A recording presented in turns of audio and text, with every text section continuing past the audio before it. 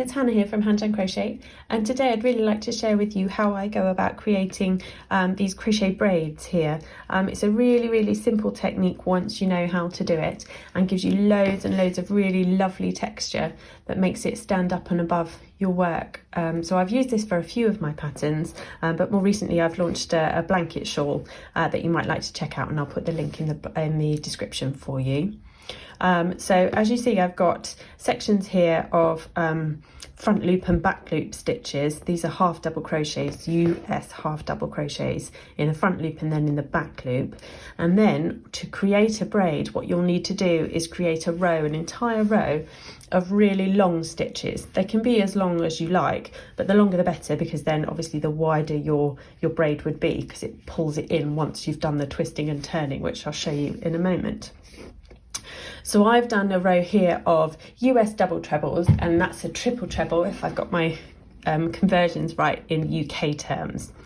So once we've completed this row of long stitches, which I'll show you how to do in longhand in a second, I turn so that your work is facing in this direction, and then this very first stitch here is going to be your anchor stitch, and you're going to pick it up, and this is why it needs to be a long stitch, and twist it so that then you've got a loop here.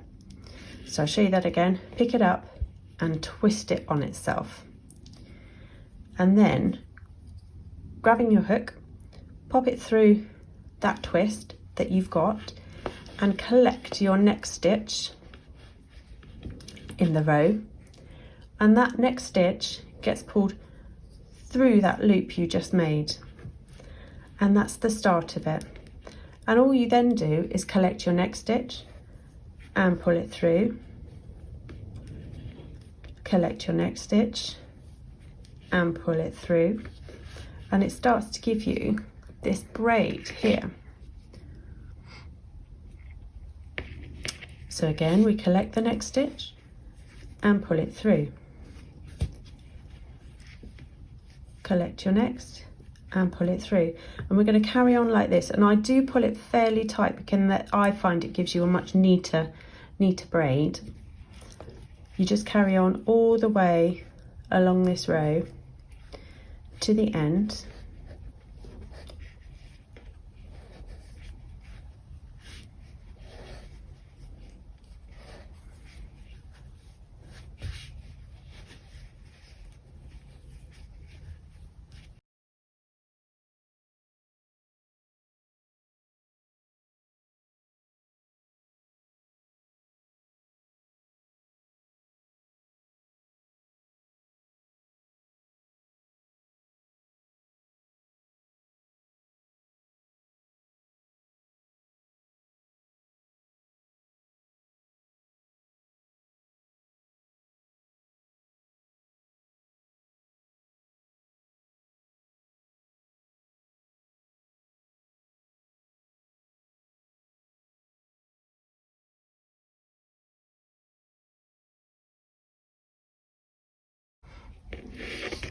so now we've come to the last stitch, and you're going to work exactly the same as you have been. So pull it through, and then you're left with this loop here that you need to secure down somewhere. So all I then do is pull that over to the wrong side of your work and just secure it down, just literally sew it down, and that will hold your entire braid in place.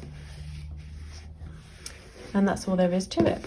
So then if you'd like to know how to create the whole of this texture, we're ready now in the pattern to work our long stitches. So the first one is going to be a chain 4, and that's going to be the last stitch that we use for the braid, and so count that as a stitch. And then working in the back loops only for this row, you're going to go yarn around your hook 3 times, insert into the back loop and pull up a loop, and then you're going to yarn over, pull through 2, yarn over, pull through 2, yarn over, pull through 2, yarn over, pull through 2. So it just creates a really long version of a double crochet in US terms, for example. Wrap around 3 times, into the back loop and pull through, yarn over, pull through 2, yarn over, pull through 2, yarn over, pull through 2, yarn over, pull through 2. So essentially you're just yarning over and pulling through 2 until you're left with 2 to complete your stitch.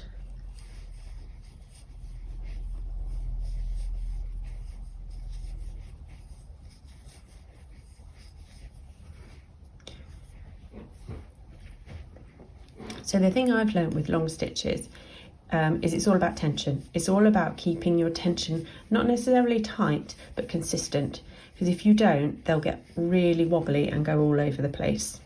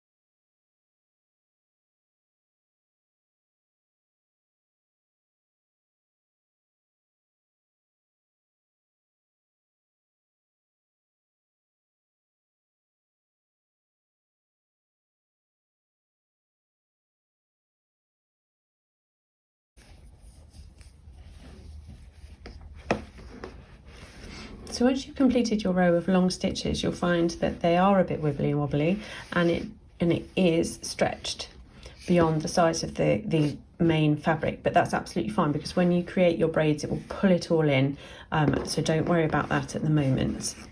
So then the next part of this pattern to create the rest of the texture in the middle here is to turn your work, and now this is a wrong side row, so you're going to chain 1, and then you're going to half double crochet into the front loop here.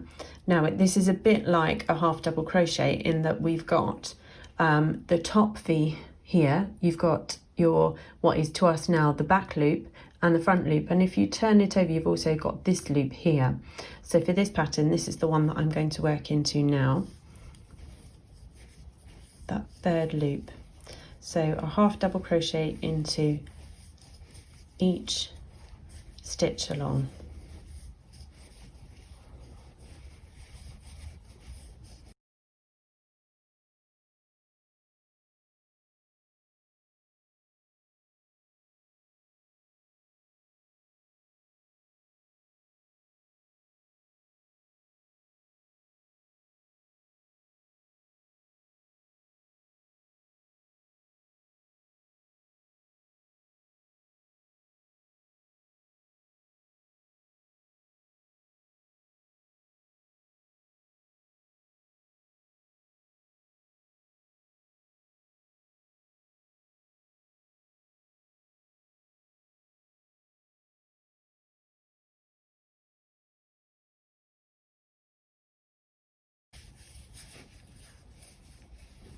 Now we're going to turn and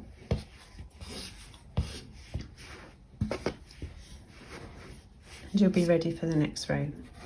So the next row, you're going to chain 1, and then we have on our half double crochet, we have the 3 loops. So the front loop, the back loop, and then this third loop here.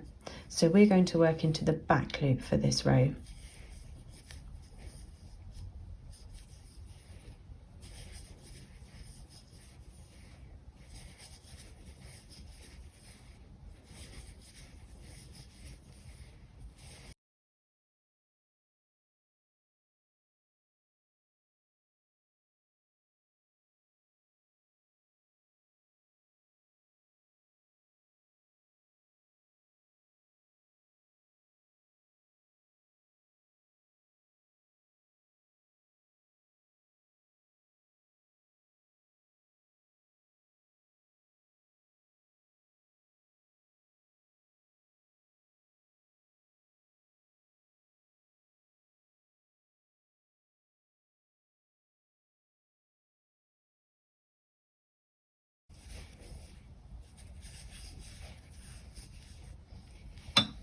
And then turn, and then for the next row we're going to work into the third loop. So again, for the half double crochet we have the back loop here, the front loop here, and then this third loop at the front, which sounds strange to say, but it is. It's the first loop that you come to.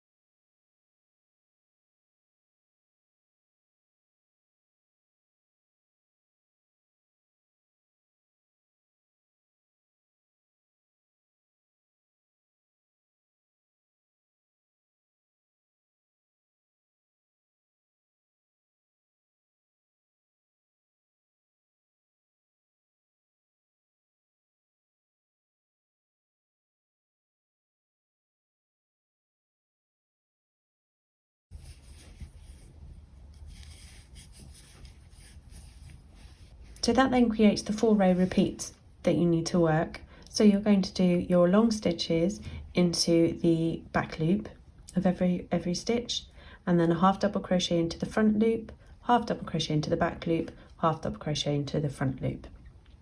And now you're ready to create your next braid. So you can create your braids right at the end when you've finished all of your crochet, or you can create them as you go. It's entirely up to you, it will work either way.